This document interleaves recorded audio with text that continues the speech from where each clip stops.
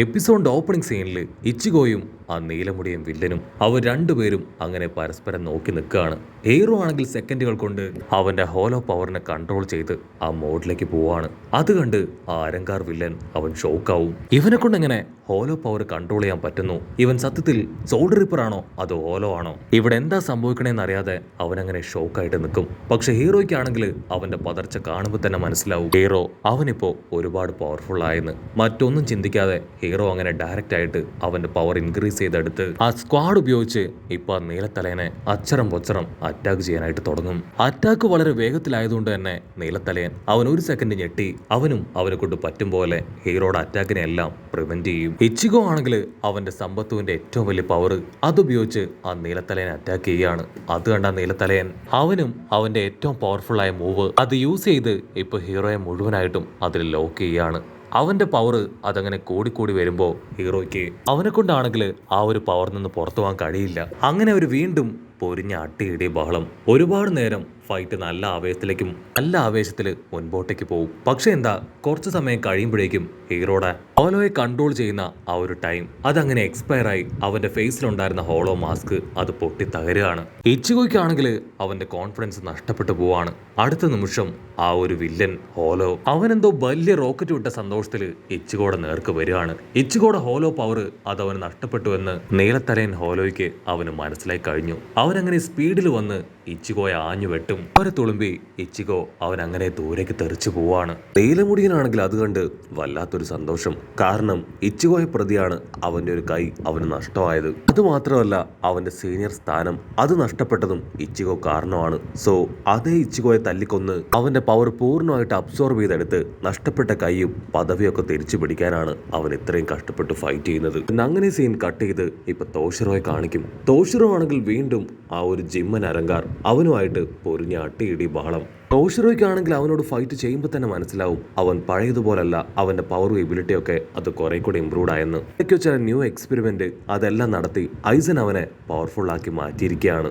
So ടോഷിറോ അവന്റെ ceiling എല്ലാം തന്നെ റിലീസ് ചെയ്ത് ബാങ്കായ് ഫോം അത് പുറത്തേക്ക് എടുക്കാനായിട്ട് ശ്രമിച്ചുകൊണ്ടിരിക്കുകയാണ്. അതേസമയം ലോങ് ഷോട്ടിലായിട്ട് നമ്മുടെ ചുന്ദരിപ്പൻ സോൾ റീപ്പറിന്റെ ഓപ്പണന്റ് ആ ഒരു അരങ്കാരാണെങ്കിൽ ഇപ്പൊ എല്ലാവരെയും വെല്ലുവിളിക്കുകയാണ്. അവളെ കാണുമ്പോൾ ടോഷിറോയ്ക്കാണെങ്കിൽ എന്തൊക്കെയോ സംശയം തോന്നും. അടുത്ത സെക്കൻഡ് തന്നെ അവളുടെ റിയൽ ഫോമിലേക്ക് ട്രാൻസ്ഫോം ചെയ്യുകയാണ്. അത് കാണുമ്പോൾ അവൻ ഉറപ്പിക്കും അവളൊരു വിയേർഡ് ആയിട്ടുള്ള അരങ്കാറാണ്. എങ്ങനെ വേണമെങ്കിലും അവള് അറ്റാക്ക് ചെയ്യാം, എത്ര ബാഡ് ആയിട്ട് വേണമെങ്കിലും അവൾ ബിഹേവ് ചെയ്യാം. ഒരു കാരണവശാലും ചുന്ദരിപ്പെണ്ണിന് അവൾക്ക് ഒറ്റയ്ക്ക് അവളെ ഹാൻഡിൽ ചെയ്യാനായിട്ട് കഴിയില്ല.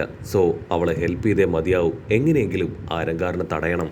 തോഷിറോ ആണെങ്കിൽ അവളെ തടയാൻ ശ്രമിക്കുമ്പോഴേക്കും അവളാണെങ്കിൽ അവളുടെ ടെൻഡിക്കിൾസ് വെച്ച് ഇപ്പൊ തോഷിറോയെ തടയാണ്. ഇവിടെ ചുന്ദരി പെണ്ണ് അവൾ ആ കാഴ്ച കണ്ട് അങ്ങനെ പേടിച്ചു നിൽക്കും. തോഷിറോയ്ക്കാണെങ്കിൽ അവന്റെ കൂടുതൽ പവർ ഉപയോഗിച്ചാൽ മാത്രമേ ആ ഒരു അറ്റാക്കിൽ നിന്നും പുറത്തു വന്ന് അവളെ പ്രൊട്ടക്ട് ചെയ്യാനായിട്ട് കഴിയൂ.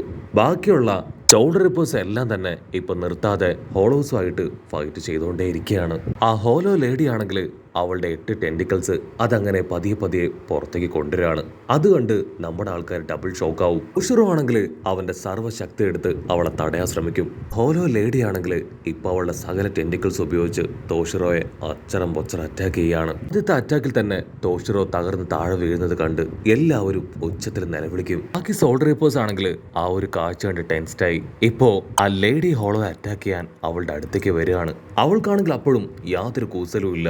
കാരണം അവളുടെ പവറിനെ കുറിച്ച് അവൾക്ക് നല്ല ബോധ്യമുണ്ട്. സെക്കൻഡുകൾ കൊണ്ട് അവരെ എല്ലാവരെയും തകർത്ത് കളയാം എന്നൊരു കോൺഫിഡൻസ് അത് അവളുടെ ഉള്ളിലുണ്ട്. ഹോലോ ആണെങ്കിൽ ഞൊടിയിടയിൽ അതിന്റെ ടെൻഡിക്കിൾസ് ഉപയോഗിച്ച് ഓരോരോ സോൾ റീപ്പേഴ്സിനെ ആയിട്ട് അങ്ങനെ ചുരുട്ടിയെടുക്കും. ലേഡി ഹോലോയ്ക്ക് ഇപ്പൊ നമ്മുടെ ചുന്ദരിപ്പൻ സോൾ റീപ്പർ അവളെ കാണുമ്പോൾ വല്ലാത്ത അസൂയ തോന്നും. അവളുടെ സൗന്ദര്യവും ആകാര വടിവൊക്കെ കണ്ട് അവൾ ഒരു സെക്കൻഡ് ചുന്ദരി സോൾ റീപ്പറിനെ തന്നെ നോക്കും. അതിനുശേഷം അവളുടെ ആ ബോഡിയും സൗന്ദര്യവും സ്ട്രക്ചറും അതൊക്കെ നശിപ്പിക്കാനായിട്ട് അവളുടെ നീളമുള്ള ടെൻഡിക്കിൾസ് അതുപയോഗിച്ച് അങ്ങനെ ചുരുട്ടി വലിക്കും. ആ ഹോലോയ്ക്കാണെങ്കിൽ അപ്പോഴും മതി വരാതെ അതിന്റെ ടെൻഡിക്കിൾസിൽ കൂർത്ത ചില ആരോസ് ക്രിയേറ്റ് ചെയ്ത് അവളുടെ ഫേസിനെ ലക്ഷ്യമാക്കി അങ്ങനെ വരും. അത് അവളുടെ ഫേസിന്റെ ക്ലോസ് എത്തേണ്ട താമസം ആരോ അതിന്റെ ടെൻഡിക്കിൾസ് അങ്ങനെ വെട്ടിയെറിയാണ്. ചുന്ദരി പെണ്ണ് സോൾ റീപ്പർ ആണെങ്കിൽ ഫ്രീ ആയിട്ട് ഇപ്പൊ താഴേക്ക് വീഴും.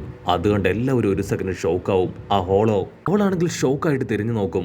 അവളെ വെട്ടിയത് മറ്റാരുമല്ല, സാക്ഷാൽ ഉറഹറ. അവന്റെ പവർഫുൾ സ്ക്വാഡ് ഉപയോഗിച്ച് അവളുടെ ടെൻഡിക്കിൾസ് അങ്ങനെ വെട്ടിയെറിഞ്ഞ് നമ്മുടെ ചുന്ദരിപ്പൻ സോൾ റീപ്പറിനെ സേവ് ചെയ്തു. ഉറഹറയെ കാണേണ്ട താമസം എല്ലാവരും സമാധാനത്തിൽ അങ്ങനെ ഇരിക്കുകയാണ്. അതേസമയം നമ്മുടെ റുക്കിയ, അവളാണെങ്കിൽ ഇപ്പൊ ഹ്യൂമൻ വേൾഡിലേക്ക് എത്തിക്കഴിഞ്ഞു. അവളാണെങ്കിൽ സ്ട്രെയിറ്റ് ആയിട്ട് റാഞ്ചിയുടെ അടുത്തേക്ക് പോകും. അവന്റെ അവസ്ഥ കാണുമ്പോൾ അവൾക്ക് മനസ്സിലാവും ആ ഹോളോസ് അവറ്റകൾ നന്നായിട്ട് അവനെ കൈകാര്യം ചെയ്തിട്ടുണ്ട് എന്ന്. മാത്രമല്ല ഇപ്പൊ ഹ്യൂമൻ വേൾഡില് ഹോലോസ് എല്ലാവരും ചേർന്ന് സോൾ റിപ്പേഴ്സുമായിട്ട് യുദ്ധം ചെയ്യുകയാണെന്നും അവൾ മനസ്സിലാക്കും. റുക്കിയ ആണെങ്കിൽ ഇപ്പൊ മുടിയനെയും റാഞ്ചിയെയും അവർ രണ്ടുപേരെയും കണ്ട് ടെൻഷൻ ആവുകയാണ്. You guys are unbelievable. നിങ്ങൾ എന്തുകൊണ്ട് അവിടെ അത്രയും വലിയ യുദ്ധം നടക്കുമ്പോൾ അവിടേക്ക് പോയില്ല? അതിന് മുടിയനും റാഞ്ചിയും അവർ രണ്ടുപേരും ഷോക്കായി ഫേസ് ടു ഫേസ് നോക്കും. റാഞ്ചി ആണെങ്കിൽ അവളോട് പറയും, നീ ഇത് കണ്ടില്ലേ, ഞങ്ങൾ രണ്ടുപേരും ട്രെയിനിങ് എടുത്തുകൊണ്ടിരിക്കുകയാണ്. ഞങ്ങളുടെ ട്രെയിനിങ് അത് കംപ്ലീറ്റ് ആയിട്ടില്ല. ഓൾറെഡി ലാസ്റ്റ് നടന്ന ഫൈറ്റിൽ എനിക്ക് ഒരുപാട് പരിക്കുകൾ പറ്റിക്കഴിഞ്ഞു. അതുകൊണ്ട് മാസ്റ്റർ ഉറഹറ അദ്ദേഹം തന്നെയാണ് ഈ ഒരു ഫൈറ്റിൽ നിന്ന് ഞങ്ങളോട് മാറി നിൽക്കാൻ പറഞ്ഞത്. പക്ഷെ പേടിക്കേണ്ട ആവശ്യമില്ല, അദ്ദേഹം ഡയറക്റ്റ് ആയിട്ട് ഫൈറ്റ് ചെയ്യാൻ ആ ഫീൽഡിലേക്ക് പോയി കഴിഞ്ഞു.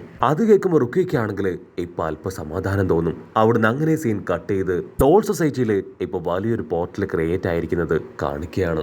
ആ ഒരു പോർട്ടലിലൂടെ സാക്ഷാൽ ഒർഹിബ അവളിപ്പോ ഹ്യൂമൻ വേൾഡിലേക്ക് വരാനായിട്ട് തയ്യാറെടുത്ത് നിൽക്കുകയാണ്. ഒർഹിബയ്ക്കാണെങ്കിൽ റുക്കിയെ പോലെ വളരെ സ്പീഡിൽ ഹ്യൂമൻ വേൾഡിലേക്ക് വരാൻ കഴിയില്ല.